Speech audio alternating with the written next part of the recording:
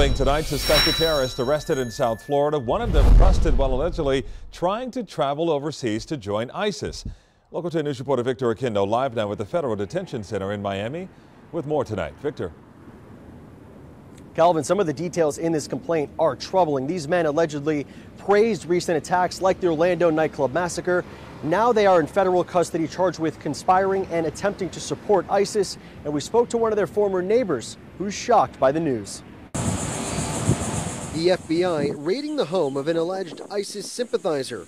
One of the three Palm Beach County men charged with conspiring and attempting to support ISIS, Gregory Hubbard, lived in this home, his former neighbor says, and he is shocked by the news. Just regular neighbors. I would never expected that. Also named in the criminal complaint, 50-year-old Darren Jackson and 31-year-old Dane Christian. The complaint says Hubbard, who also goes by Jabril, expressed support for ISIS and told an FBI confidential source that he wanted to travel to Syria and join ISIS to engage in violent jihad. One weird thing I did see is he used to shoot the birds, which is pretty crazy. Hubbard introduced that source to the other men, both of whom provided weapons and firearms instruction with the plan to travel overseas to join ISIS.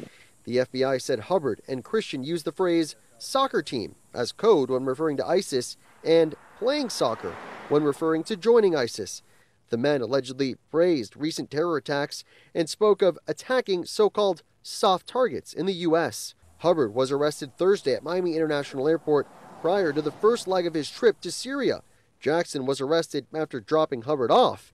Christian was arrested at his place of work.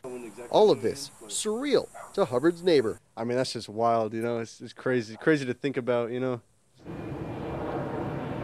These three men will have their detention hearing next week, and a week after that, they'll be arraigned.